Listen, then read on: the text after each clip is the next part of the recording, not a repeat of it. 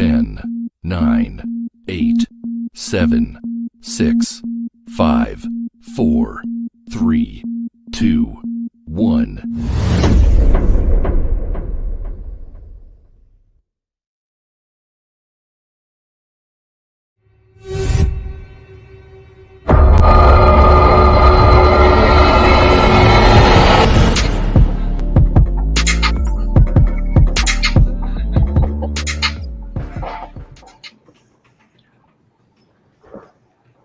Oh, I actually got it right.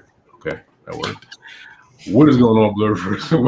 My bad, y'all. I was trying something new and it worked. It shocked me. I don't know if y'all saw the shock on my face, but I can't believe that worked. Okay, it's first on the intro, everyone's smooth. All right, boom. What is going on, Blerd? And welcome back to another episode of For the Blerd. My name is RJ. My name is Jay, aka Hero Harrison. And it's your boy, Trigger Trey, aka Kodak Lemonade. I don't know why.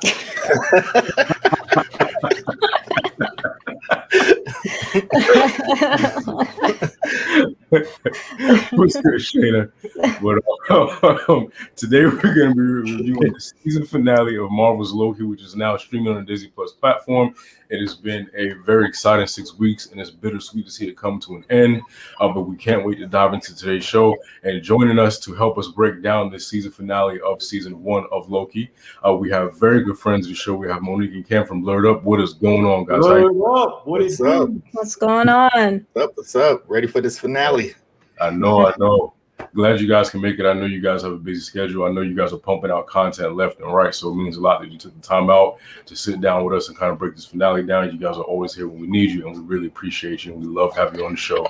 So thank you guys once again for joining us. So you guys, let's go ahead and break it down. The way we're going to do it today is we're going to kind of go scene by scene, since there was really only 2 separate kind of storylines going on. So we're going to start with the smaller of the 2 storylines, and then we're going to get into the meat of it. So let's go ahead and start with the TVA. So we see Miss Minutes. Well, first of all, the scene opens up with Sylvie and Loki outside of the, I forget what the word is for that, the fancy ass word. Citadel. Yeah, I've never heard that before, but okay, the Citadel. And she's kind of hesitant about going in. You know, she's like, should I kick the door down? Like, she really doesn't know what's going on. And so, you know, that's one thing. But let's go ahead and let's go ahead and go to Ravonna and Mobius or whatever, and then we'll go into that. Lost track right there. But anyway, so Mobius enters Ravonna's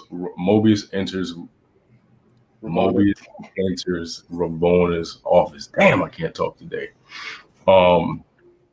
Well, rewind. First of all, Miss Minutes appears to Ravonna, and she gives her a set of files that he thinks will be more useful.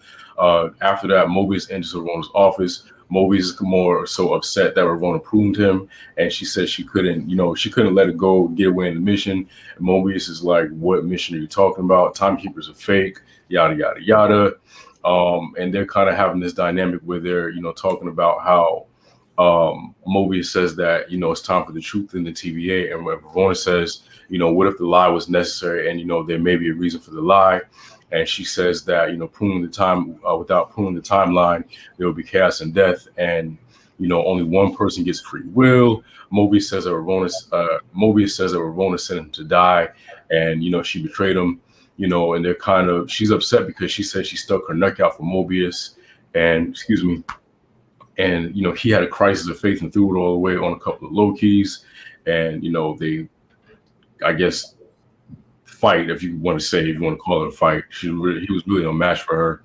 But she goes through a portal in search of free will.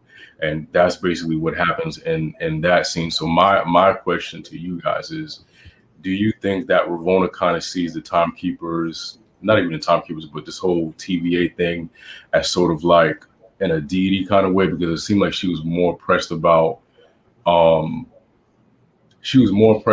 TVA having a reason to do this. So do you think she kind of sees it in like a godlike kind of way? Is this her religion, the TVA? I start with Trey. What do you think? Now that you say that, I do kind of think that she sees it like that. She She's like, the TVA is all that there is. This is the highest power. You know, whoever controls this TVA is, you know, the person, you know, like she said, the person who has free will and all of that. But she doesn't really know that there's a whole lot more of this person. So there's a whole lot more of these infinite timelines and all that. But I think she really does believe that, you know, TVA is, you know, kind of like the one true belief. And also, I want to mention the beginning of this, when we got like the quick little run through of like short snippets of something that everyone has said. Oh, and yeah. I'm like, that was so dope, because I was like, what is going on right now? It blew my mind that we were saying that, but that was really for sure. Kick it over to our guests. What do y'all think? Do you think Ravonna sees the TVA in more of like a deity sense? I think she sees it as the TV. I think the TVA gave her purpose. I think she was more like, no, if I'm not here to do this job, what else am I here for? So I think at this point, she saw it more as kind of like, this is who I am. If I don't have this, I'm nothing. So when she left to go and search for whoever that one who has the free will, I think she was more like, I've got to make sure that one person with the free will, me and whoever that person is got to keep this going, because this is my job. This is what I'm going to continue to do. And without it, I'm nothing. Yeah. Okay. But you can. It was kind of the same deal. From the time the season started, we've kind of seen Ravonna is just kind of like this one track mind. It's all about the TVA. This is what it is. And now that that's just kind of been threatened, I agree with Mo. She's probably feeling a little bit desperate and lost. It was clear she was gearing up to go on a quest of some sort because Sis was ready to go. Yeah. But I also want to acknowledge that I think she's also a very complicated character. We don't really know too much about her, and she might be playing the long game here. Yeah. So. Okay. About you, Trey? Jay? So, me being the comic fan that I am, I think there's a lot of depth to Renslayer, you know, as it is, just because I think at one point we might see Ravonna in a different timeline with Kang, because there's a lot of Kangs, you know. And I've been saying this for a while, that, you know, Kang's just so much of an important character in this Marvel universe that, yes, I think I've been saying that she's scared of something that's, you know, powerful and can create the universe, which is Kang. So I think that that love that they had in the past, definitely, or future or past, wherever the hell they're going to end up, is going to revert back to her trying to figure out what the TVA really means, honestly. And like, what has she been doing this whole time with Kang? Like, has she been wasting this whole time? Like, literally, like, has she been wasting this whole timeline and time on everything? Or is she just working like a 9-to-5 job, like a stormtrooper, you know, in Star Wars? Yeah. I'm just saying. Because stormtroopers are dumb as hell. Yeah. Y'all all make really good points. I feel like she's at a point where she's questioning the TVA and her purpose. And we kind of saw that a couple of episodes ago when they learned that they were all variants and things like that. And she was like, you know, there are answers out there. So I feel like she's at a point where she's struggling with wanting to know the truth, but also ignorance is also bliss. And I feel like she knows that once that veil is lifted, you can't unlearn information. And I think that's kind of where she's at. And as Shana says, I feel like she needs something to believe in, for she has been with him for so long that she would feel wasted, like she wasted her time. Yeah. And I feel like maybe she doesn't know who she is without the TVA. And I feel like this is something to where she has to go and find these answers in order for herself, for her to know. She didn't give a damn about, you know, spreading the truth to the TVA. I think she's in search for answers for personal reasons. I agree with that. Yeah. there's something bigger than this. It's not just Kang, but it's just that she maybe wants to have some type of power or do something within this timeline to create her own to make sure nothing like this would happen again, or to live in that timeline. Who knows? Yeah, for sure. Also, maybe she wants free will too, because then she at the end of the scene she goes like, off to search for free will or something like that. So maybe she wants to be the one that's in charge. Yeah. Does she know about He Who Remains? Because she said no. That was Miss Minutes that said something about he, and Ravonna was like, "Who's he?" Oh yeah, that's true. Yeah, I mean, there's a big question mark. We don't know what files Miss Minutes gave her, but obviously it revealed something. Yeah. So she now knows more probably than everybody else. I don't know. That's debatable. Yeah. This episode was a lot, a lot of information. That's a good question about what was in the file from Miss Minutes. What do you guys think was in the file from her? Baby, I love you. This is how you fix it.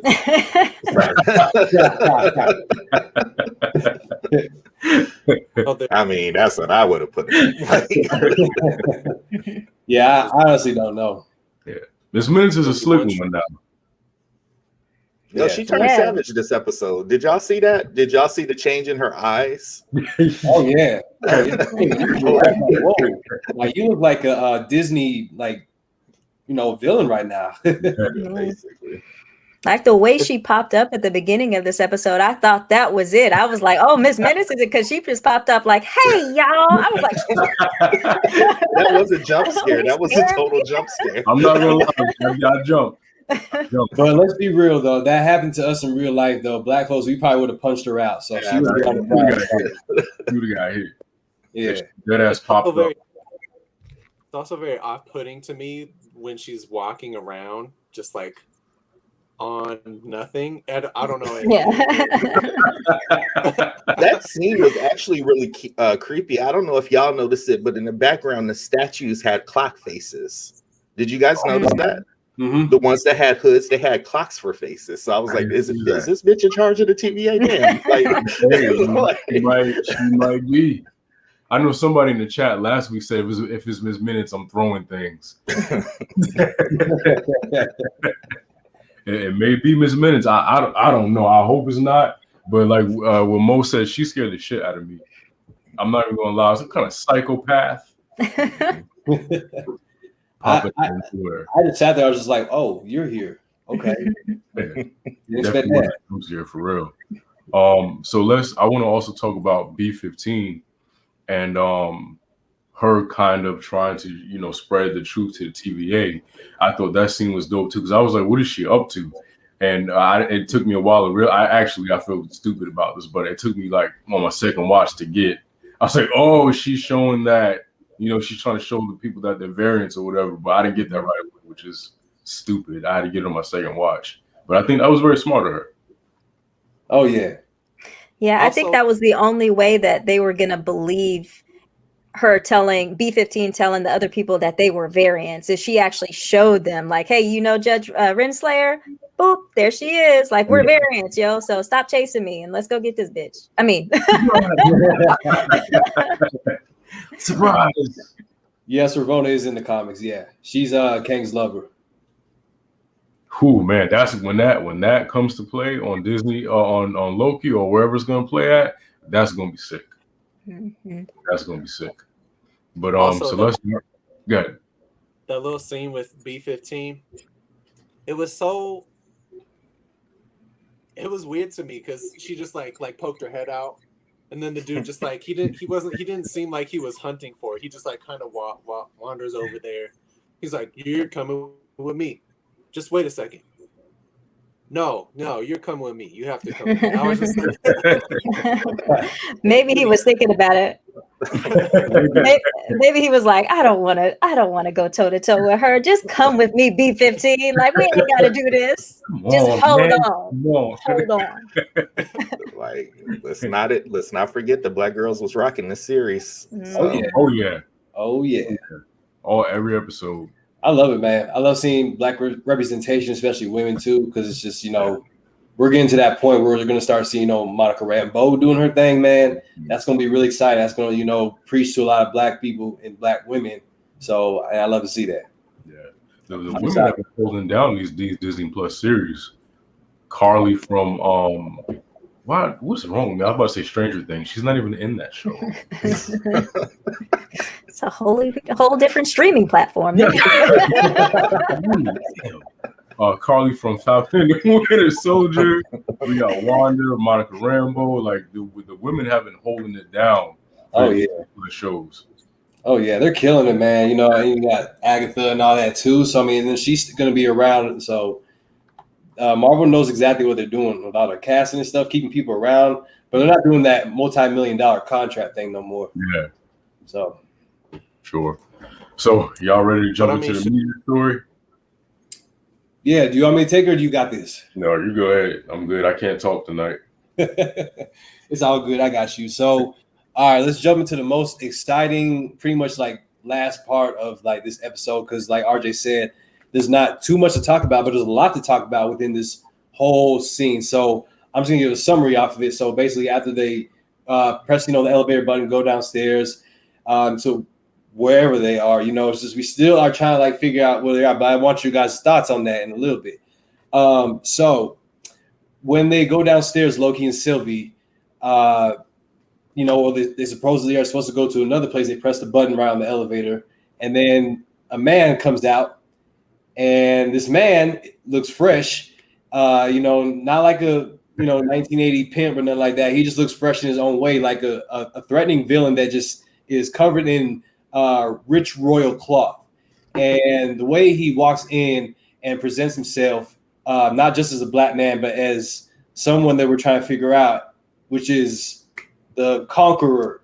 So we all know who that is. We all know this man's been casted in Ant-Man Quantumania. We all know that this man is officially Kang the Conqueror, but it's not really Kang the Conqueror in this episode, but it is. So the basic summary of this part is where we see these two having a conversation with this powerfut being that has existed from the very beginning times and has gone back in time to the 30th century to turn himself into Rama Tut, and this is like a comic book aspect too, to get his hands on certain aspects of technology and to create another alternate future.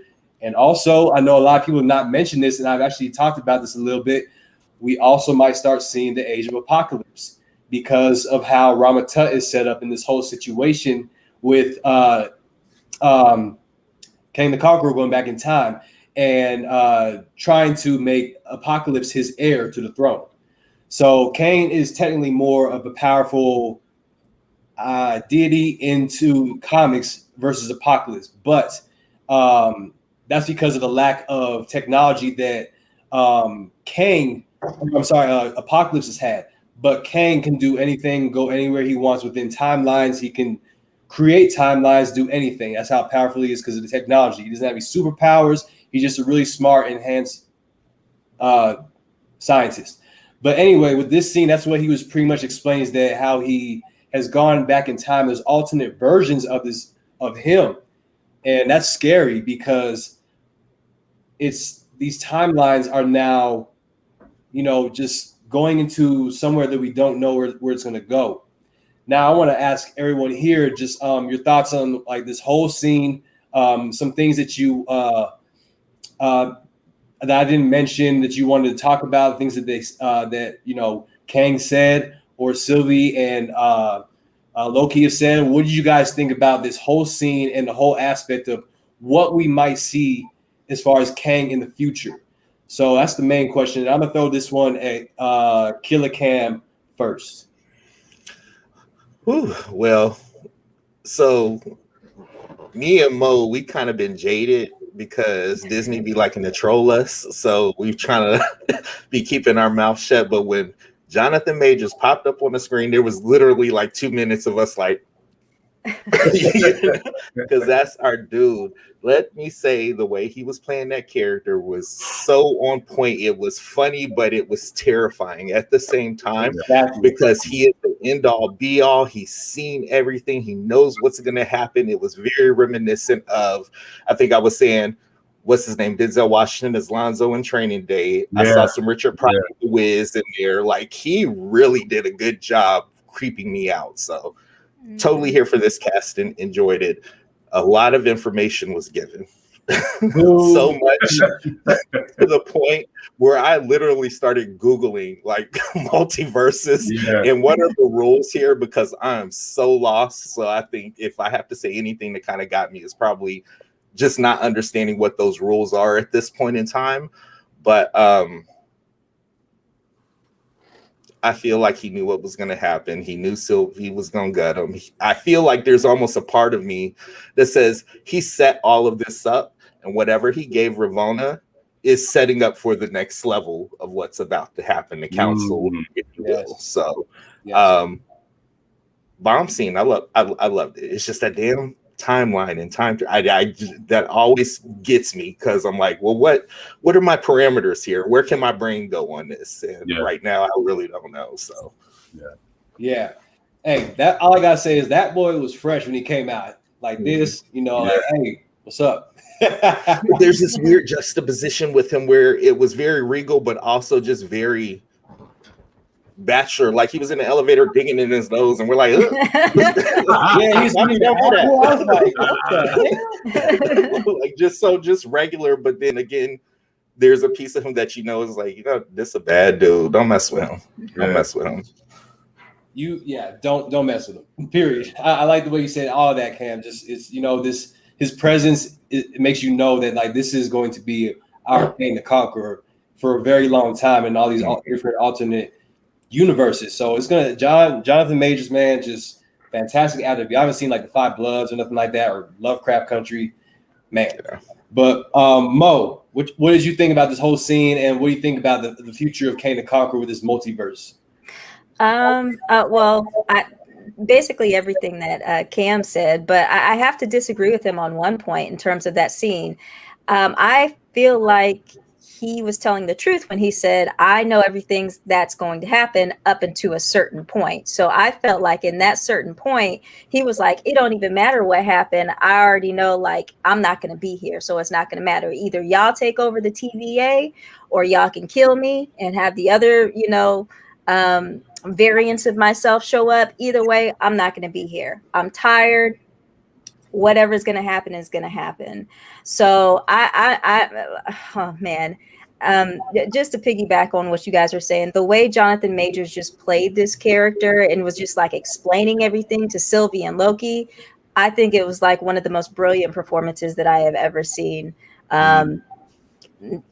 Ever, pretty much. I mean, it does rival like a Denzel type of performance, but like the whole thing when he was explaining like the Kang, the Council of Kangs, or the Kang Gang, you know, and saying that he comes from like the 30th century, which we know that is from the what is his name? Nathaniel Richards comes from the 30th century. And like the way he's explaining things was so like just nonchalant about everything. He was just like, okay, so I know I'm supposed to tell you guys this. So this is what happened. This is what's going to happen. Either you guys do this, you guys do that, whatever. It doesn't matter to me. So y'all just make a decision. And so I don't know. But in terms of the future, man, scary. I just feel that scene where Sylvie actually kills, I don't want to say it was Kang, but you know, Jonathan Majors' character, He Who Remains, and he's just sitting there like, see you soon. That was like one of the scariest things that I've seen, like, because it was just like, oh crap, like, and I think Sylvie felt it too, like, oh crap, what did I just do? Like, I just killed this dude, and he don't even care, and he's just like, see you soon, like, what did I just do? So and see, that's why I think that there's something else. That's why I think he was prepared for this. I think that he's a part of whatever is going to happen anyway, because like you said, he's so nonchalant. We can't be that absurd to think that he doesn't have some sort of plan B, C, whatever going on with his counsel or whatever. So the see you soon to me was just kind of like, you know how when you got beef with somebody, but you can't touch them right then and there, and you just look at them and you're just like, I got you.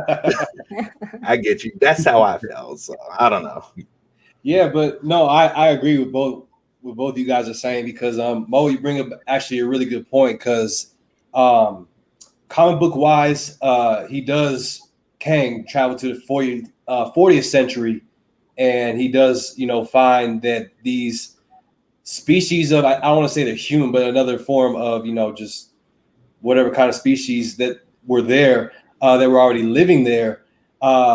He noticed that the people that lived there, they had their hands on all this kind of crazy technology and they didn't know what to do with it. So Kang saw that as an advantage, and Kang said, okay, well, I'm here. I still have advanced technology from all the other centuries and stuff. And you guys don't really know what you're doing with this. So my intellect is way higher than yours, So I'm going to take over what's going on here. I'm going to be your conqueror because you guys know what the hell you're doing. And this place is a mess. So let me clean it up. Let me be your, dark side. Let me be your apocalypse, whatever you want to say. But that's what I think is going to happen, some kind of aspect of him traveling to the 40th century because Sylvie's that one drunk friend you tell the bar don't go too crazy. And when they already do, they end up going too crazy. No, Sylvie, chill.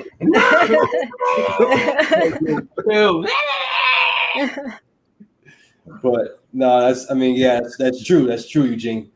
I think also traveling to the 40th century or to the next century with comic book wise, it's just that Kang, when he was trying to travel back to his time after being defeated by the Avengers, he got caught in the time storm.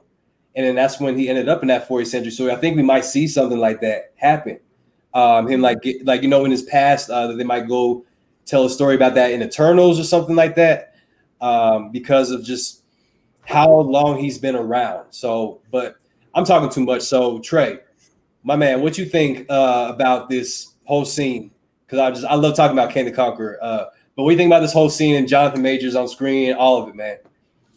Man, so I agree with Blerd Up. I thought that Jonathan Majors, the minute he showed up on screen, I just thought he just looked dope. At first, I was like, "Is this Kang?" And then he started talking and just being all calm. I was like, "This is a bad dude. This came for real."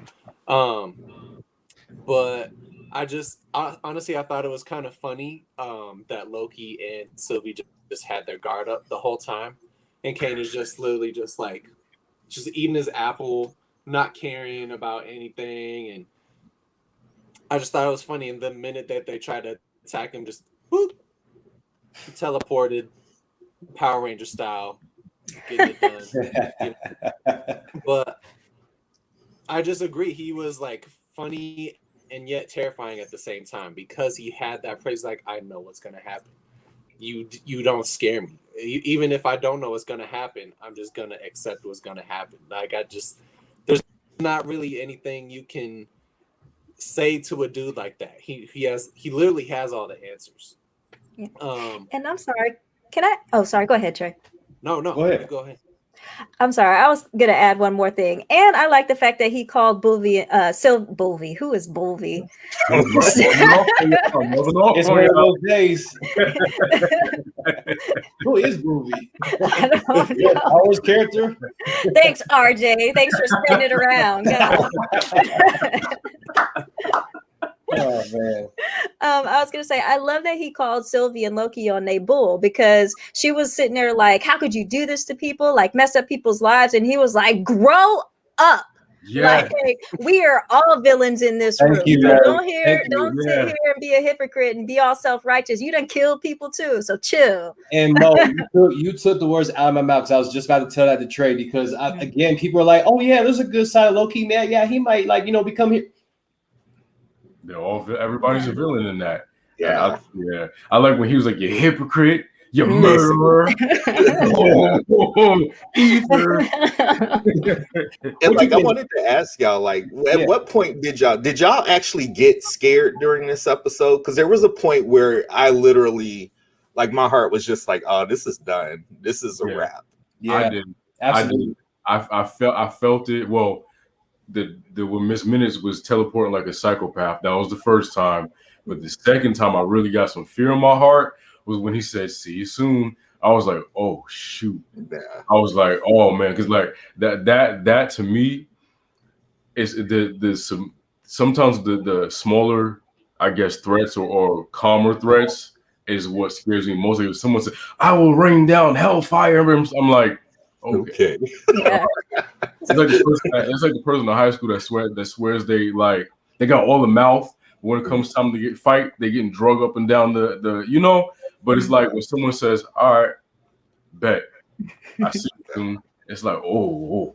Yeah. Yeah. You got to be afraid of the psychopath who you just be like, "I'm gonna stab you, yo," and they be like, "Oh, come with it. Come on, I'm ready." That's the person you got to be afraid of.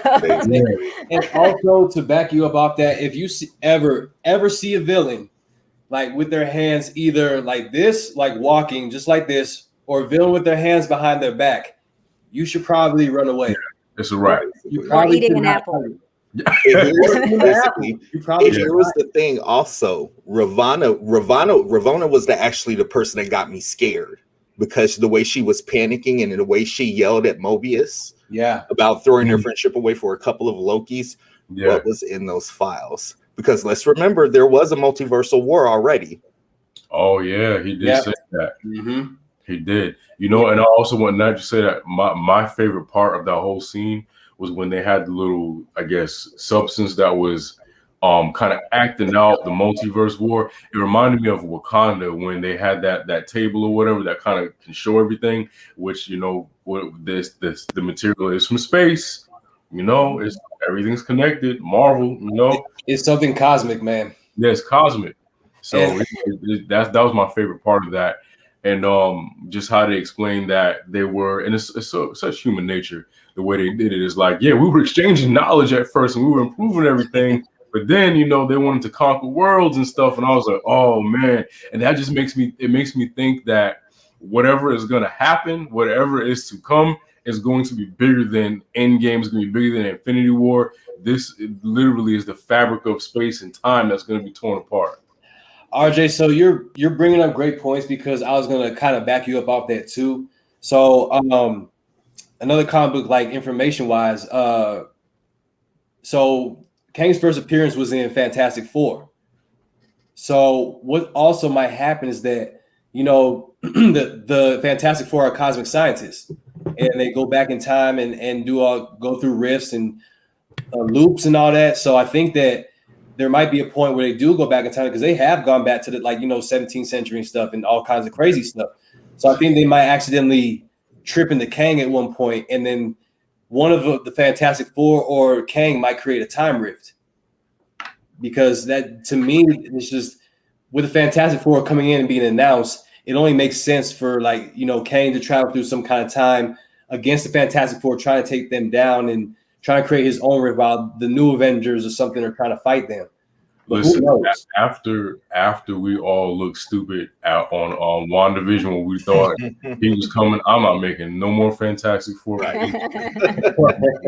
about to bring this person in, unless I see your face, I ain't saying nothing no more. Because you couldn't tell me that he wasn't going to show up Mr. Fantastic wasn't going to show up in the very next episode with that thing to get through the force field or whatever. You couldn't tell me that he wasn't coming next that episode.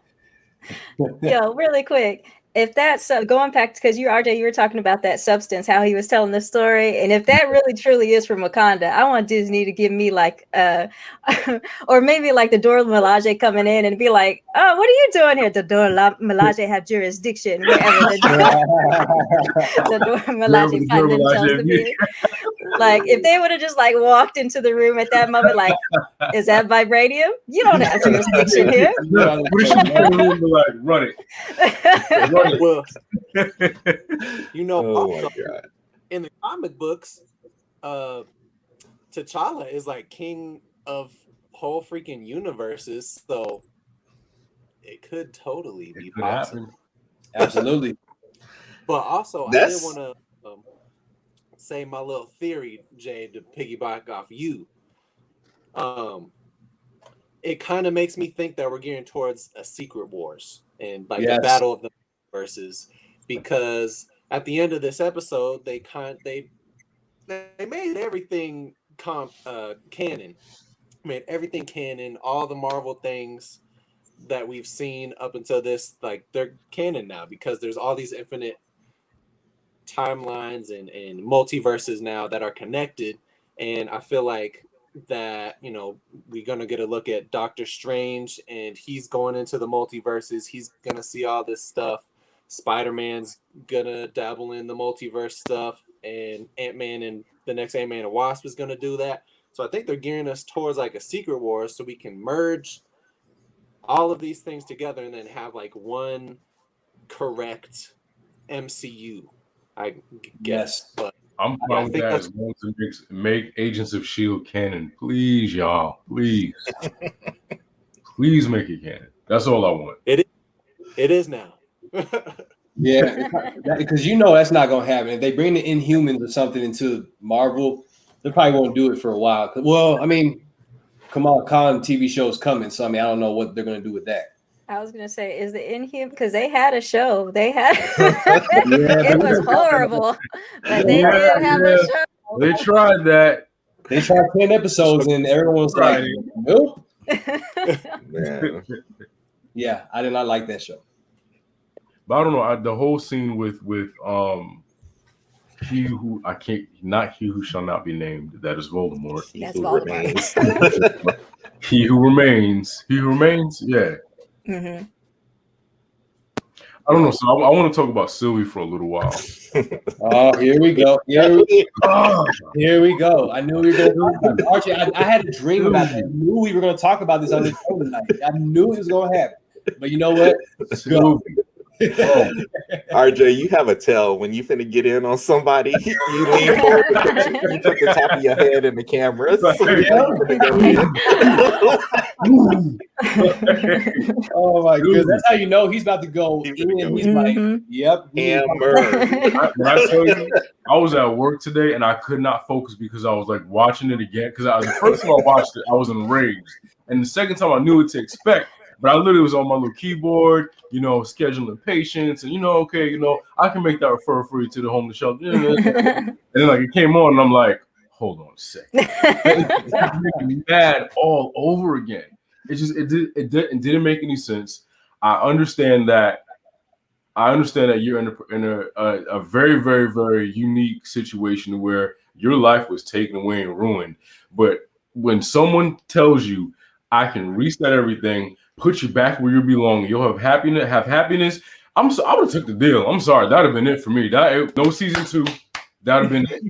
That would have been it. You crazy for that, man. I mean, it pissed me off because she was so hard-headed. She was so stubborn. She wasn't listening to anything. And then, first of all,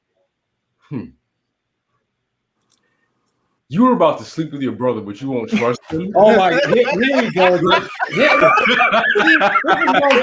This is exactly not her brother. I knew you were gonna bring that up too. Oh my God! You about to sleep with your own flesh and blood. But She you won't trust him not to stab you in the back. But she don't care for him though. Everybody knows that now. No, Sylvia, the brother fucker. So much damn nerves. About to smash your brother, but RJ, I'll back you up though. So I think that with her, Sylvia, it's just like wherever she's coming from, like I know she's been through a lot, but still, like, yeah, she doesn't have to act like that because at the same time, you had somebody looking out for you, which is Loki.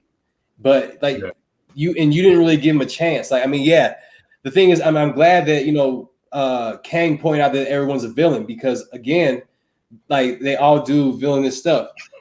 Don't make Iron Fist canon. At least not the first season. The second season was it was a little bit like better. that either. Just started the defenders. Look, that's it. I don't got much to say about that. But yeah, I don't know. I just think just with Sylvie, I just don't. I thought that was dumb. I thought the whole thing was stupid when she did that.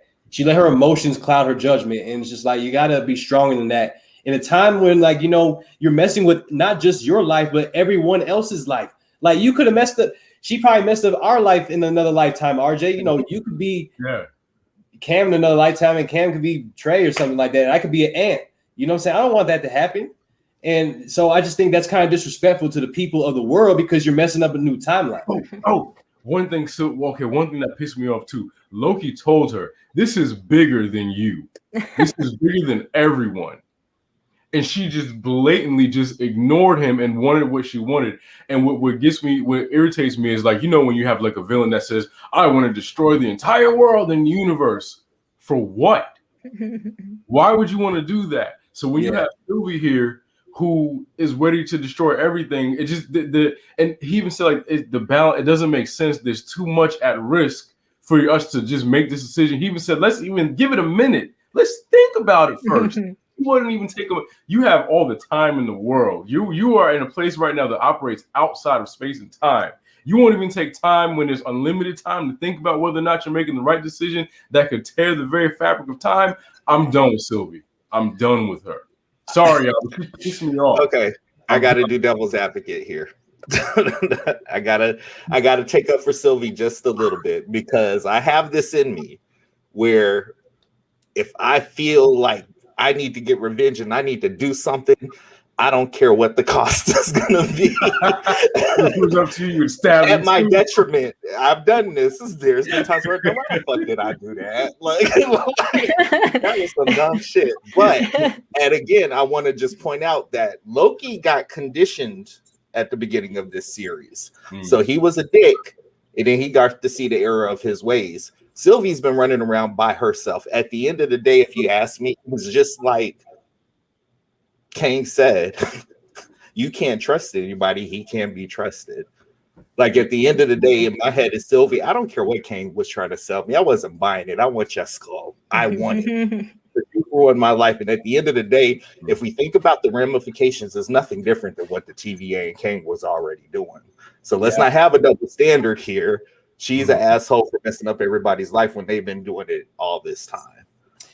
But I do agree. Again, visible regret. At the end of the day, once it was done, now you're left with, well, now what? Yeah. He's got a good point, though. Yeah. You know, so I'm gonna be easy on Sylvie. I'm gonna be easy. I'm not. First of all, you about to sleep with your brother and you destroy the timeline. No. She's a narcissist. She was going to sleep with, like, that's what they do. They're selfish, and then they're attracted to things that remind them of themselves, but also things that remind them that they're superior. And that's what she was. That's it. I mean, Cam's not my points.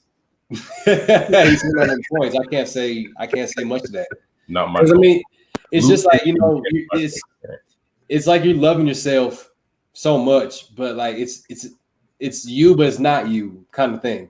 Like I self-love.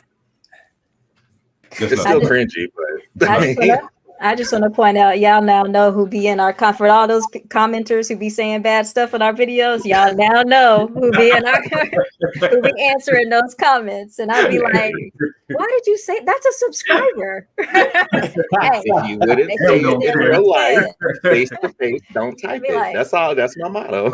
Cam said, "Don't start nothing, won't be nothing." If you wouldn't say it to my face, don't type that shit out. It's the same disrespect. I'm the one like, kill him with kindness. He's like, forget that. No venom. Venom. Take the L. You know, I do also want to point out something that just kind of made me laugh. Was when Kang got like all caught up and he didn't know what was going on anymore. It kind of reminded me of like the first time you see someone get high. He was, because he was like,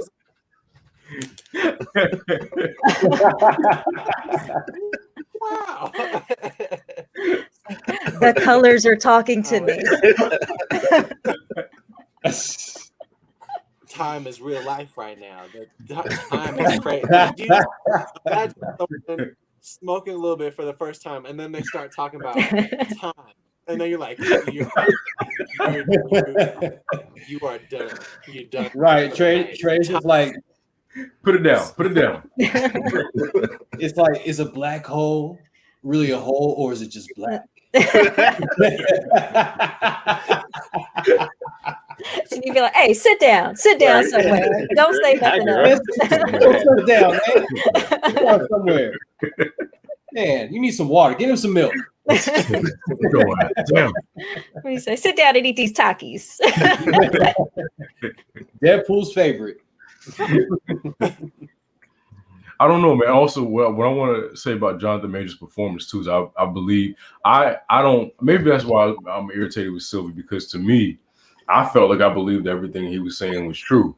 But then on the flip side, I get where I forgot who said it earlier. They were saying that he may have been, not lying, but he may have been kind of guiding things in the way he wanted it to happen, because who say he doesn't want more chaos. He said he was bored. He said he's older than he looks. He's been there for eons and eons and eons. Maybe he's at a point where he's like, shit, let's do a reset, and see who ends up on top. We don't know what his goal was, but his performance was just, to me, I don't know. The whole performance was just amazing. Give that man give him the award instead of damn Don Cheadle for his what? Yo, what? When I saw that, I was like, huh? I acknowledged it, bro. I said, what? But RJ, you brought up another great point, man. Like, to back you up off why he's so bored, it's just like, because again, as I was mentioning, long story short, when you travel to the 40th century and have your hands on all that technology, and then like there's other centuries ahead, but you're not really there yet as far as technology. He's still improving with that, but it's just like, I mean, I think any of us would get bored. It's like, just sit on your throne and be like, I have all the technology. What do I do now? Just go back to the 17th century if I feel like, or what? Was high out the cosmos. Yeah, he's not an actor. He's not, Eugene. He's not. Oh. He is not. Oh no, you have to watch him in this show called Evil. He's really good. I saw that. That's a good show. That's a good show. The show's good. The show's good. I enjoyed the show. Why RJ doesn't like Mike Coulter? It's because like Mike Coulter. We was clowning RJ in the chats for that, but I mean, y'all got someone like a lookalike. Mike Coulter. Oh, I can see it. No. I can see it. Well, No. I call him Luke Cage because No. you got that. If I see Mike Coulter, I don't know, man. He'd be like, "Sweet Christmas," and then he might just punch you out or something like that. give him double whammy. But I think just with Kang, man, like John, I agree with y'all. Just his performance, the swag he brought with Kang, he looked good in purple. Black people just look good in all colors, period. But just the color purple, man. Like even like now, Yeah, I know that's my color. Yeah, so I mean, it's just something about purple, man. It's just like we just look good in it, and just how you represented black actors and just good acting, and it's just that whole not I won't say monologue, but that whole script. I'm like, you have to memorize that whole thing. Like he talked for like 15 minutes just straight. That's probably like 100 pages of scripting, And then like after that, he watched Loki and Sylvie fight for a little bit, then went back to doing his thing. But it's just like, wow, like how do you memorize all that and like while just like moving so fluently on the screen, and just you gotta point out stuff like that because it's just so important to see black actors especially just being on that screen and just represent. And there was some improv in there too. Yeah. Talking about the narcissism, talking about, oh man, nice shoes, nice nose. I'm like, I seen you. Look, let's go. Like, I seen you. I like that. I got you. I like how you add that flavor in there, man. You don't want it to just be script. You got to add that, like your own personnel. I'm not gonna lie though. I paused it a few times and I tried to deliver those lines too, like and I was like, nah, I ain't got it. It ain't in me. Just stick to reviewing. It ain't in you. But even when he wasn't like the main focus of the scene, he was still like incredible. Because you mentioned, Jay, that scene where Sylvie and Loki were fighting. Well, you see him in the background going like, I wonder who's gonna win. Yeah. Like, I wonder how this is gonna work out. He's just sitting back there chilling, and like you notice him, and you're just like, yo, he's just sitting back there chilling, like. He's like Barry Springer or something because he just knows that he's trying to. That's how smart he is. He like that's how sadistic he is. Like if Jonathan Majors just taught this whole time throughout this whole episode, like the whole episode, I would sit there and just do the same thing. I'd just be like, yeah, because that's how engaged I was in him being not just Kang but just representing because like a lot of it's hard to deliver long script like that and memorize that. And that time he's sitting, he's just probably just like, just memorizing his lines again, and like, okay, I killed that, but then like I gotta memorize this next part. So it's just amazing how you can and flipping switches too, just incredible. Yeah. Y'all seen Loki use his telekinesis again? Yes. To pull Sylvie back. Hey, get your ass back here. I was like, oh, get over here. That's crazy. That was cool.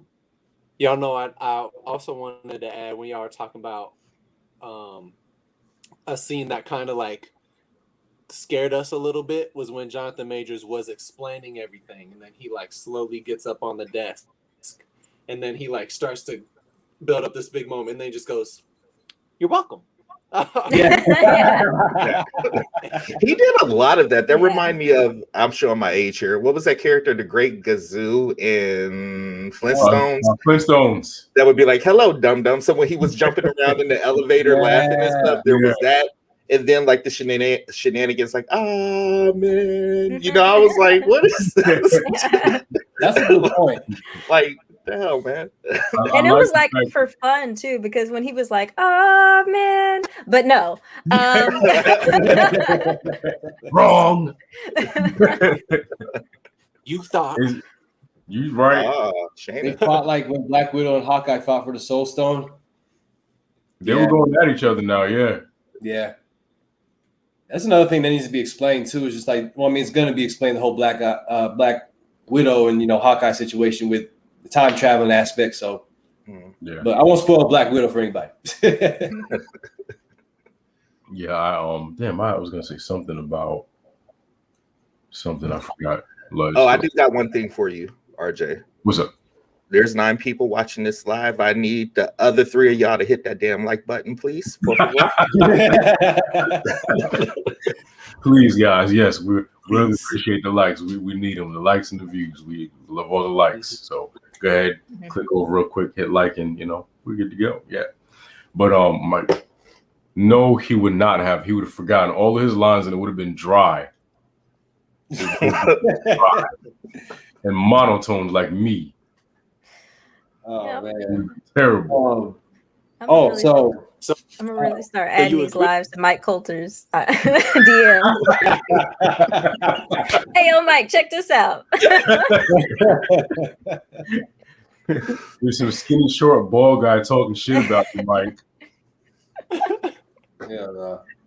Or I get like we blow up and I get like a screener to like a movie or premiere or something like that, and I have to interview Mike Coulter.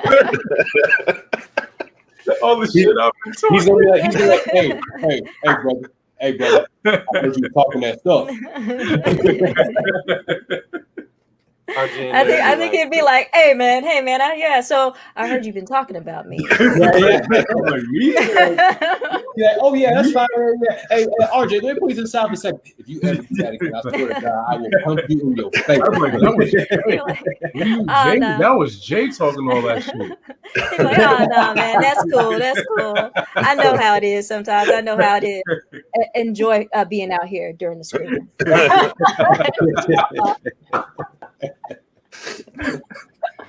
Oh man! On national TV on my own YouTube channel. I hope that's your first interview. Who's that? I hope that's your first interview. Yo, like it's nobody local. It's nobody. It's just an actor. It's like, oh yeah, RJ, like you open up an email, you're like, oh, what? I'm telling you though, I'm not even going to lie. I'm doing a complete 180. I'm gonna be that man. Big fan, man. Big fan. Man. The way you deliver your lines is so personal. It resonates with me every time you're on screen. I'm doing a 180. You know what? You know what? Sometimes people think that I'm you walking down the street. They mistake me for you. That's crazy, isn't it? RJ, Yeah, man. You know what I'm saying, Mike? You know what I'm saying? I got you, Mike. And you should ask him for his autograph, man, instead of him asking you for your autograph. You know what I mean? Right? I'm gonna do a complete 180. Man. I'm like, Luke Cage should have went on for 10 seasons. So I have a random question for y'all. Besides Loki season 2, which we most likely will see Kang in, what else do you think Kang is gonna pop in on? Oh, Eternals, Fantastic Four. Honestly, probably some part in Doctor Strange, maybe like referenced.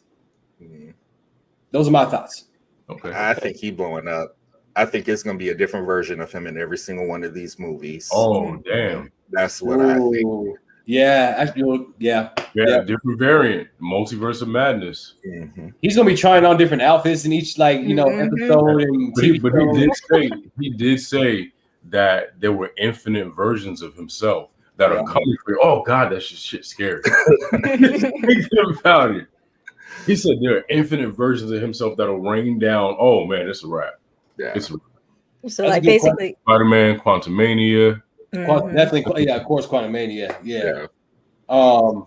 I guess everything, but I mean, I still say Eternals because you still got to go back and explain what happened with Kang before with Ramata, as I was mentioning. So I want to see that. I really want to see that.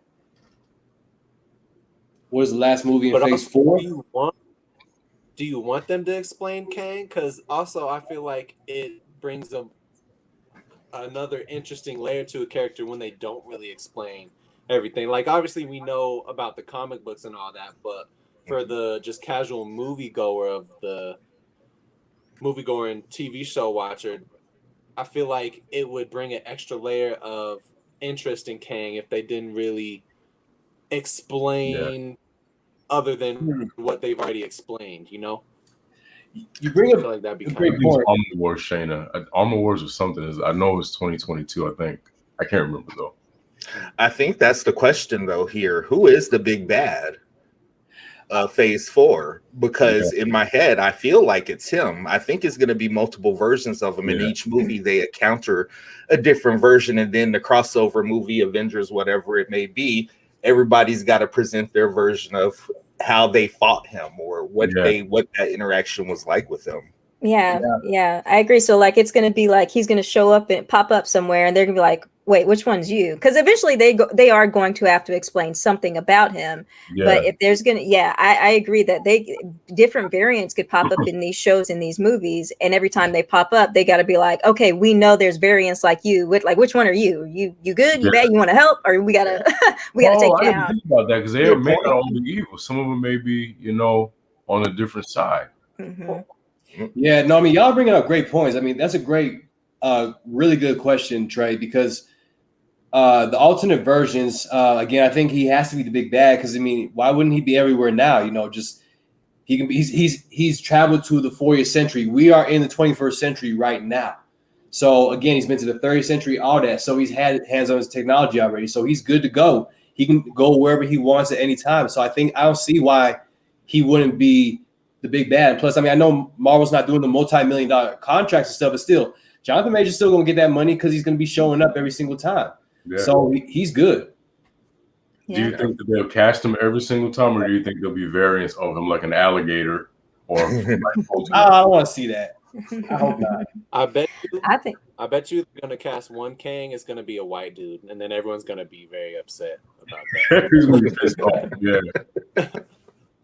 I think Disney is like, oh, we own you now, so we putting you in everything. Just like they did with just recently. What did they do? Deadpool and Korg. Yep. Yeah. Great. Promoting free guys. Free guy. I didn't see that. Okay. Yep. Yeah. That's right. But It's I basically think them reacting to Free Guy's trailer, right? yeah. Yeah.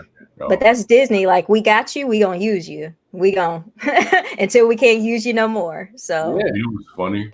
Like when Jennifer Aniston was like, "Marvel's not real cinema, ma'am." Like, relax. I'm sorry. Friends wasn't real cinema or TV show to me. Y'all stole that. Like, y'all stole that from. Yeah. Twitter had a field day with her on that one. It was like, you played one Jennifer- character your entire career. Shut up. Like they were in on her when you said that. Somebody who's in Adam Sandler movies. Here, I'm looking at the definition of cinema right now because I got something to say. The definition of cinema: a theater where movies are shown for public entertainment. A movie theater, the production of movies as an art or industry. So, why are Marvel movies not art? Because it's superheroes.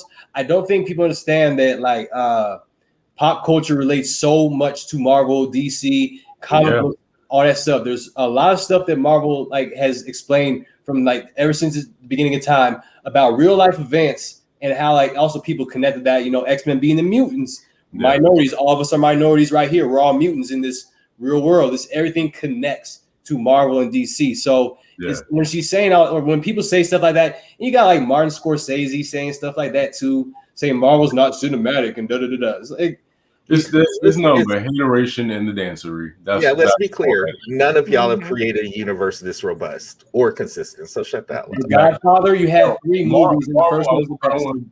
I don't want to give it away, but Marvel is the king of cotton. A vest. That's all I'm gonna say. A damn vest. Yes, that's all I'll say. Yeah, y'all, you've seen what? Have you seen something? You know what I'm talking about. A vest. That's how good Marvel is with continuity. You have not built the universe. It's got so many pockets.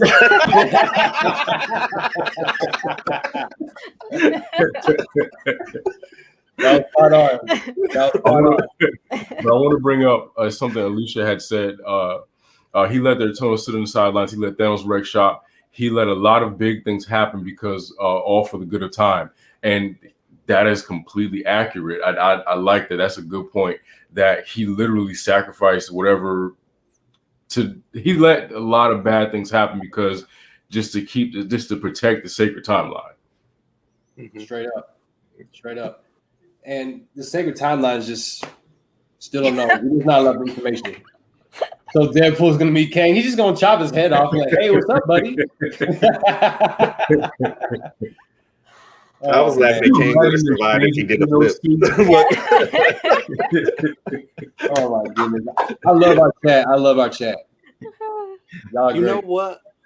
Totally do now that Deadpool, like Marvel owns Deadpool, they could make Deadpool kills the Marvel universe. They could totally do that. Oh, and then it wouldn't even have to be. I mean, it'd be canon, but then it could be like, oh, this was just a different branch in the timeline where he did that.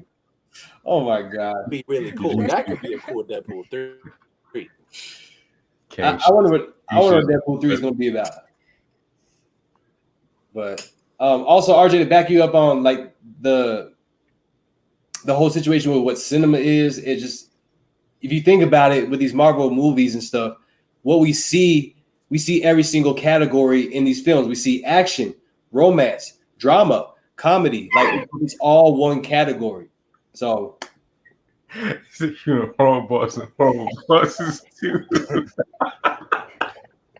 I actually like the first one though. I did. I didn't like the second one. I like horrible. I like both. I want Gwyneth Paltrow to get at Aniston. That's what I want to see happen. It's not real simple. Is that what you said? Why is there so many of you? Oh man. She's only saying that because Angelina stole her husband. Yeah. Oh. Yep. That beef go back. Y'all ain't heard that from me though. That beef. Shots fired.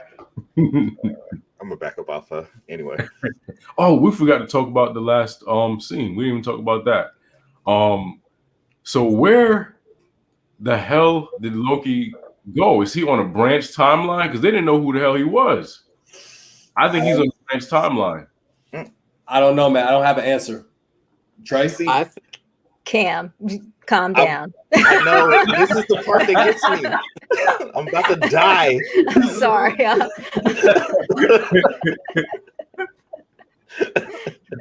Trey? I was about to say, I think they put him in a different multiverse where Kang is fully in charge of everything and full force just in their face. But I'm gonna let Cam talk now because he got some. No, because this is my gripe with this one because I don't know the rules of the multiverse as it sits in Marvel. Yeah, the TVA was the one and only, so they couldn't be on another branch, could they? Oh, wait a minute. Okay, because the TVA, because at least the TVA is outside of time, right? Right. So how is there another TVA and another branch timeline? There should be just one TVA. Because if that's the case, and every branch has their own TVA, maybe they're going to let every branch prune their own timeline so there's not branches off of branches now.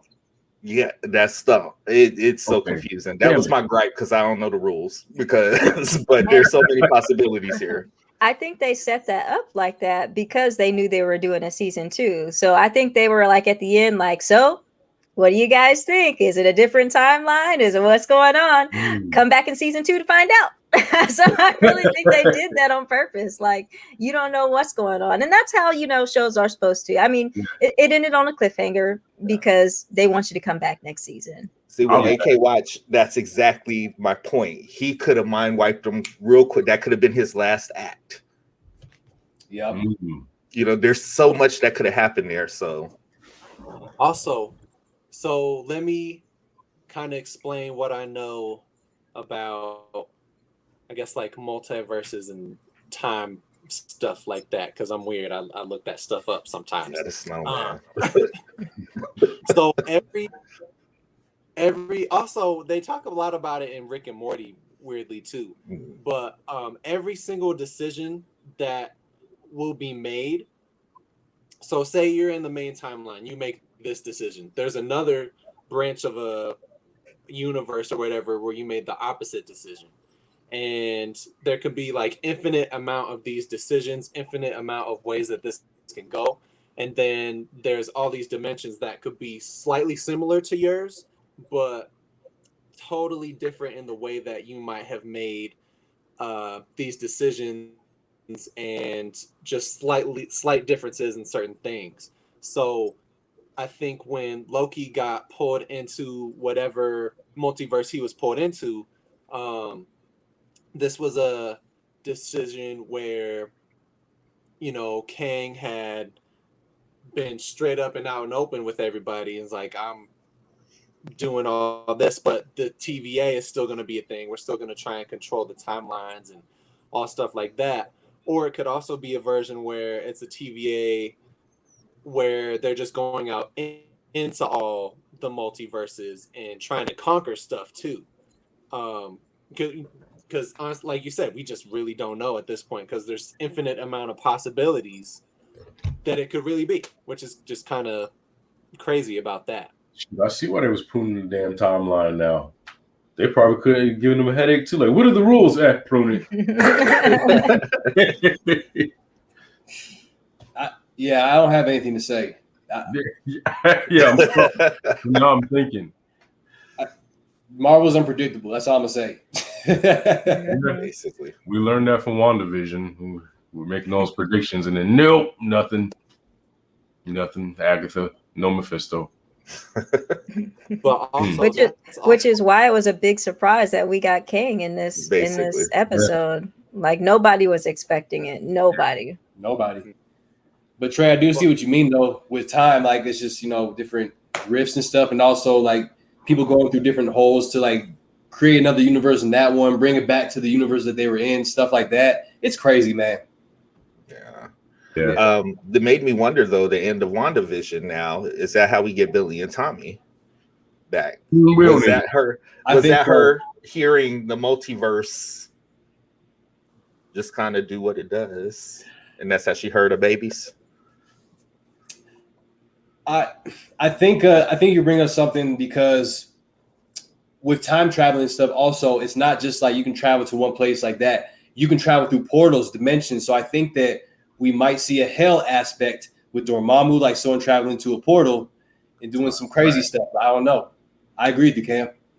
Yeah. You know, Sprinkle also, some crack on it. I'm crack.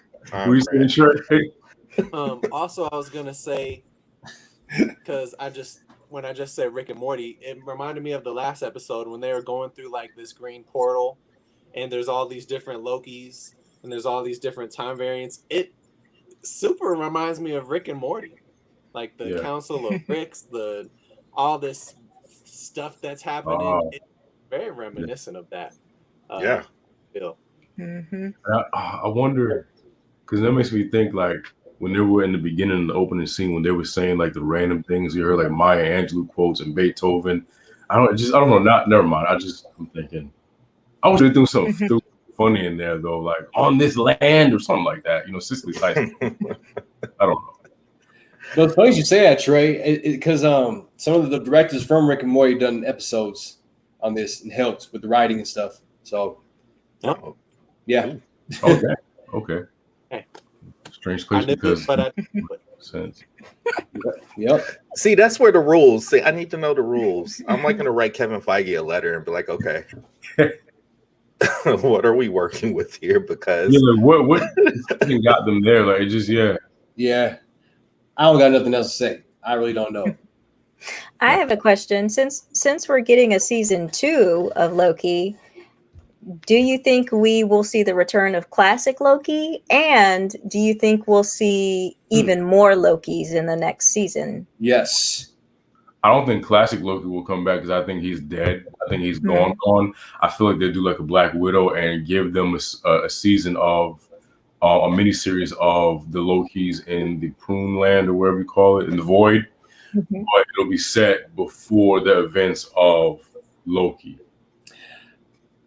That's a good point, but honestly, I would play advocate here because I think Mo brings up a great point. I'm gonna say 2 words: alternate timelines. So I mean, there could be another Loki, same Loki in another alternate timeline. I don't know.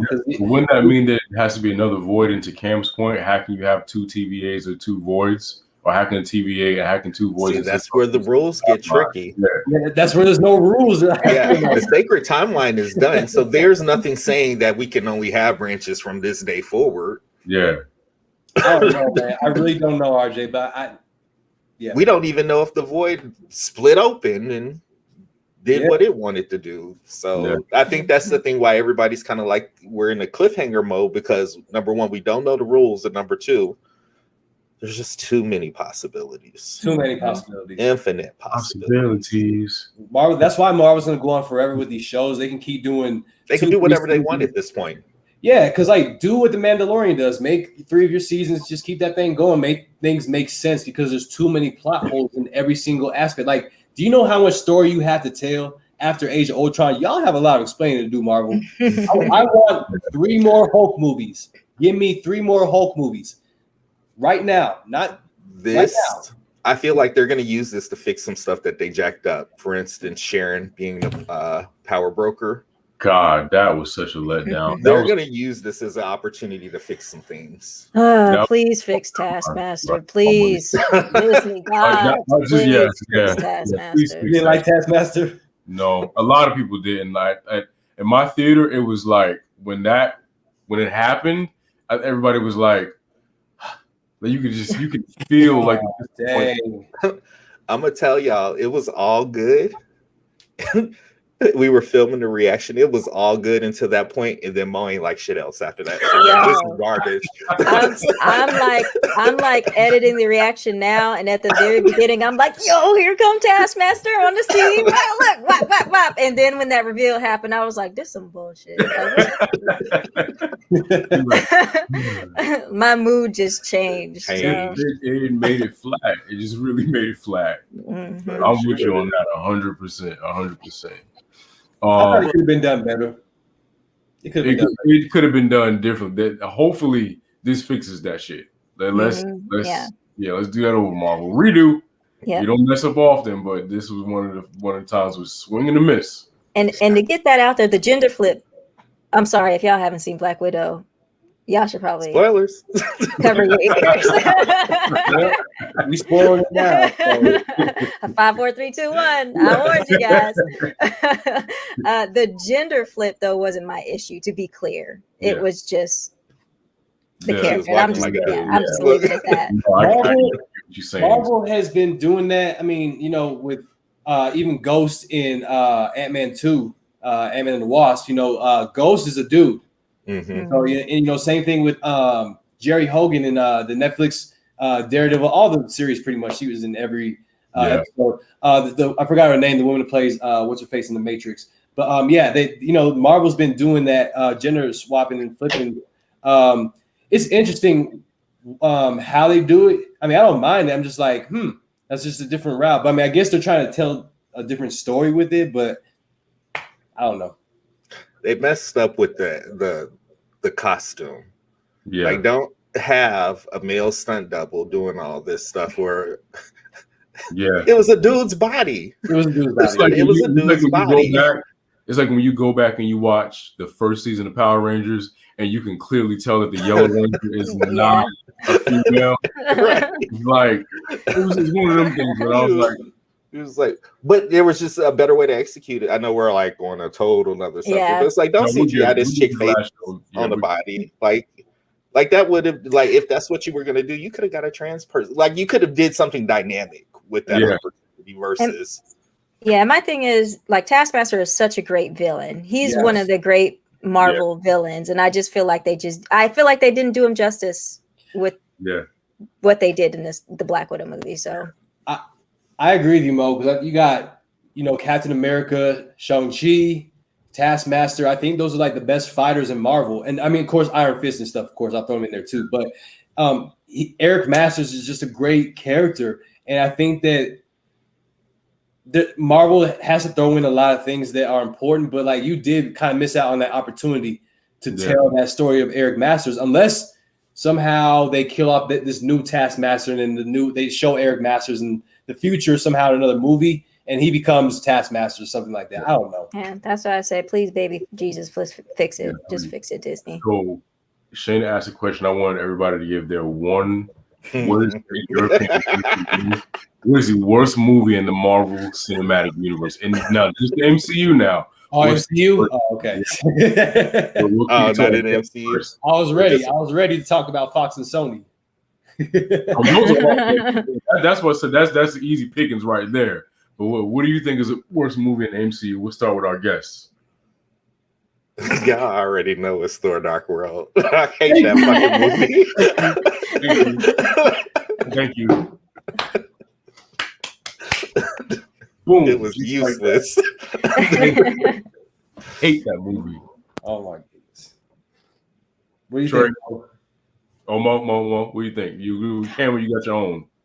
No, I'm with Cam. We on the same page. There was no reason for Thor: Dark World. Maybe they'll go back and fix that. I don't know. Erase it, please.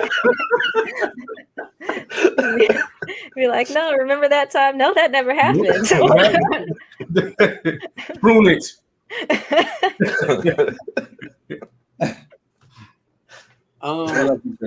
Trey. I think for me, my least favorite one is probably the first Thor. Not because I didn't think it was good or anything.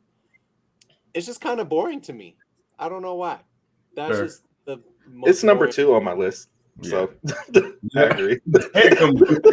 Bring up number 2. Oh man. Looks like you're alone, Jay. Everybody else saying the same thing.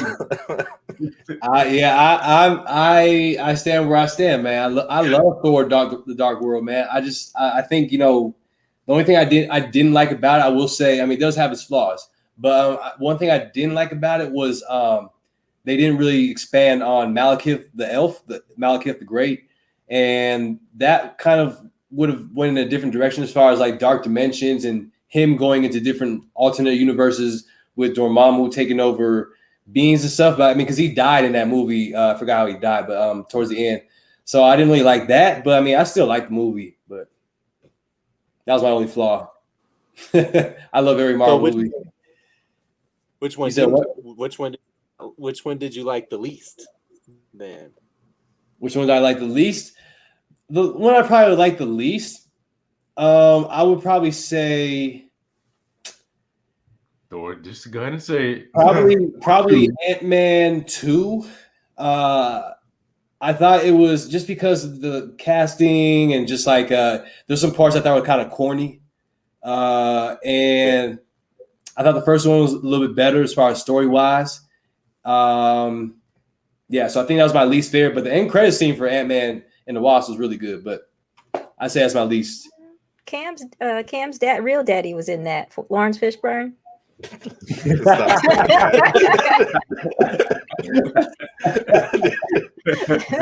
Hey, Mo, we gonna see Cam on what is it? Grownish? Yeah. Next season. Talking about, hey, you out of drink. That's gonna be my Mike Coulter for you. You going around telling people I'm your daddy. I'm like, hey, me, player. I ain't say that. I ain't never said that. What do you mean? She be like, you gotta admit, we do kind of look alike, though. I like Lawrence Fishburne. I think he's a great actor. Absolutely. Yeah, I love him. John Wick. He killed in John Wick. Yeah, he's real good. But yeah. So overall, guys, what did you think of season 1 of Loki, and what do you think? Which Marvel TV show that we've got on Disney Plus do you think is the best? We'll start with our guest first. No. I enjoyed Loki. It wasn't a bad series. There were some episodes where I felt like it could have picked it up just a little bit, but I'm not going to say it was like bad as a whole. And I really enjoyed it. I just don't put it in front of Falcon and Winter Soldier. I have Falcon and Winter Soldier as my first, Loki second, and WandaVision third. But I got to admit, I'm a little biased because I do love Sam Wilson, Falcon, Captain America. So I feel like I enjoyed more episodes of that show than I did of Loki. Again, though, Loki was not a bad show. It was fun. I enjoyed it. I especially enjoyed the last episode where we got to see Jonathan Majors, character. But if I gotta rank them, I still put Falcon and Winter Soldier as my number one. Cool. What about you, Cam? Basically the same. I don't even want to compare them because they're just so different. In a sense, Loki was enjoyable, but it was enjoyable from the sense because it was shenanigans and what it's doing for the universe. Yeah. You know what I mean? So I think I even scored it like a 7, which is pretty good. It's average, but I think, like Mo said, I can't really compare them, but if I did, Falcon and Winter Soldier, Bucky, Cap, Sam have always been my crew. That's who I identify with in the comics. That's who I love. And then you add the extra layer of what they did with Isaiah. That's a guy. That's my top one. Yeah. Okay. What about you, Trey? I'm gonna say probably overall, my favorite series so far has been Falcon and Winter Soldier, but also I agree with Cam. It's kind of hard to compare them because they are so different. Like I felt like Loki was a very dialogue driven show where we only get like a couple scenes where they're actually in these certain situations. Yeah. Where Falcon and Winter Soldier, they're going everywhere. All this action is going on, good choreographed fight scenes and all of that. And then when you look at WandaVision, they're kind of setting like a narrative, and it's just they're kind of focusing on this different aspect of her psyche, something like that. So I feel like they're all kind of different, but I think overall my most favorite has been Falcon and Winter Soldier. Okay. Yeah. What about you, Jay? I mean, I'm gonna keep it simple. I agree with everybody, and I'll just say this: Loki is starting off the multiverse, kind of in a way, but honestly, I'm big on fight choreography, and if you give me a great story along with that, with black people in it, something I haven't seen that much before, Okay. on a big platform that is like everything, I have to go Falcon, man. I am going to compare them though. I know they're different because I mean Trey and Cam, you're absolutely right. They are way different in how, especially with tone, because it gives us a different tone for every single show. But if I did have to say as far as entertainment and what I would be more, if I wanted to go back and watch it a second time, would I go back and watch Loki or would I go back and watch Falcon and Winter Soldier? I'm going to watch Falcon and Winter Soldier. I like seeing Isaiah Bradley, the lost story of of an agent and a hero. I like seeing stuff. I like seeing Black empowerment. I love seeing stories that have not been told in the Marvel universe and just in general. So as great as I love the show explaining the multiverse, I like that ground level stuff like Spider-Man and all that. Falcon. Yeah, love them flips. Save lives. Stay alive. Save lives. But okay, I have to kind of agree with the consensus of everybody. Falcon and Winter Soldier probably was my favorite show to watch and to review because, like Trey said, a lot of stuff happened in that. We got action, we got events that unfolded, we got some answers, things like that. Whereas Loki was, I remember when we first started doing the lives, I was like, how the hell are we going to even review this show because it's literally one scene. So it's from a viewer standpoint, it was harder to review Loki, but I feel like for me, I have to put that number 2 because of how important it is to the Marvel Cinematic Universe. Now, WandaVision may be just as important, but we don't know that because we only got a end credit scene with her flipping pages as Scarlet Witch, so we don't know exactly how important WandaVision is to the Marvel Cinematic Universe. So I have to put that third on my list. But overall, as a whole, I did enjoy Loki a lot. I thought, like Cam said, the shenanigans to me, and y'all know I don't really care for shenanigans sometimes, but something about Loki's shenanigans to me just made it fun to watch. We got to dive into Loki's character more. We got to humanize him a lot more. And, the events that unfolded in this show will change the course of the Marvel Cinematic Universe going forward.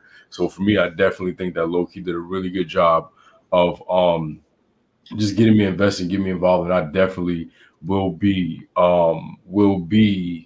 back for season 2, ranking them in the way they were released. Really? You put Loki last? Okay. You know what? I kind of do that too. That's the other part. I kind of feel that way too. Actually, Loki last. WandaVision was so slow. It was only 20 minutes long. But WandaVision made me excited for Scarlet Witch as a character. Okay. Previously, she was not even on the radar. Now she became a force and was recognized as an Omega level. That's why. And Cam said the word right there. He said force. So she's becoming something like evil that we see. So that's what made it interesting. Who knows?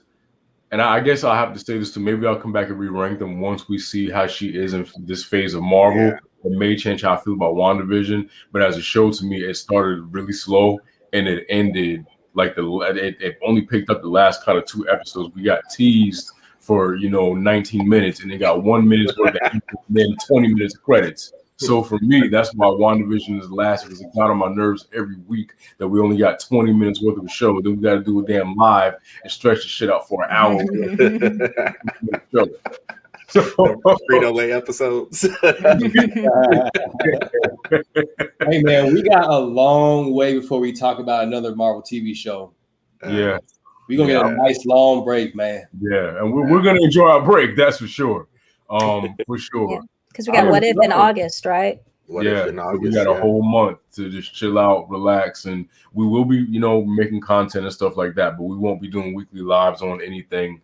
If anything, we'll do like nerd lives, just casual conversations, spin the wheel, random topics and stuff like that. But it won't be every week because we gotta have a life too. So is Miss Marvel next? I think Miss Marvel or She-Hulk She-Hulk's next year, right? Or is it Moon Knight? I think both of them, but I don't even know. I don't even know. I don't even know. I just can they wait? Whatever it is, just push it back. Give me a little put it back on Friday, please. Put it back on Friday. Yeah, that's all I ask. So it's What If, Hawkeye, Miss Marvel, Moon Knight, She-Hulk, Secret Invasion, the Guardians of the Galaxy holiday special. Yeah. Okay. And then Ironheart. Okay. We're definitely not doing What If because that's not a show we need to. Not alive anyway. I'm not doing It's all that. speculation. We'll be back for Hawkeye. That's gonna be good. That's gonna be good. If we do what if, it's gonna be recordings and it'll be like, a quick 10-minute video, but we're not. I don't want to. That's up to y'all. If y'all want to do it, we can, but I don't want to do what if. So I'm not doing it. I don't care. Okay, cool. Settle. Boom. 2 out of 3. We vote. I don't think about what if. I do not think about what if. Settles that. Yeah. But before we get out of here, Cam, Monique, where can we find you guys at? At Blerd Up Reacts, all platforms, Twitch, YouTube, Facebook. Did we add another one? I feel like we added another one. I don't know. But at Blerd Up Reacts, you type it in, you're probably going to find us. Or you can type in Monique Blerd Up. Her little tag is trending at 100% number one. So, I didn't even know that. It's probably because of the gaming, but I'm so tired. I've been so tired lately. You dying 20 times, walking off a ledge. They put them in places where you don't see them, so you're just like, "Oh, let me go over here." Wait, there's a ledge. For real. Trey, man, where can we find you at, man? Y'all know what I'm about to say. You can get me on TikTok and Twitch at Spiderboy Trey, and that's boy with 2 eyes instead of a Y because I had to be different. You can get me on Instagram at maximum_spider. That's maximum_SPIDAH. And then I have a t-shirt shop, y'all, triggertraytees.com. I got quite a few designs up there right now, and some more designs are in the works at the moment. So, keep checking in, get some stuff, get some merch. Cool. And Hero Harrison J, where can we find you at, man? Hero Harrison Talk across all platforms, man. Especially on Twitch, I'm active right now. Got more podcasts coming out as usual, and we got the YouTube channel coming pretty soon. So I got a lot going on. I'm just busy, man. As always, booked and busy. You can find me on all social media platforms at the Avatar RAJ, and make sure you follow for the Blerd Show across all social media platforms. Our links are down below in the link tree, so make sure you click that before you get out of here. If you have not done so already, like the video, hit subscribe, share this video with your friends, so that way, and hit the notification bell. That way, you can stay up to date with all of our content and all of our lives. We will not be doing a What If Live. Sorry, that's not happening. Yeah, for Hawkeye. Unless something places on our hearts to do a What If Live, but we are tired. So we will be making recorded content from here on out. Also, make sure you check us out on Anchor, Spotify, things like that. We will be uploading our lives from here on out in podcast form, so that way you can listen to them on the go, in your car, things like that. So go ahead and click the link tree down below and head to the Silver Sites link tree and see everything we have to offer. We have a women's wrestling show.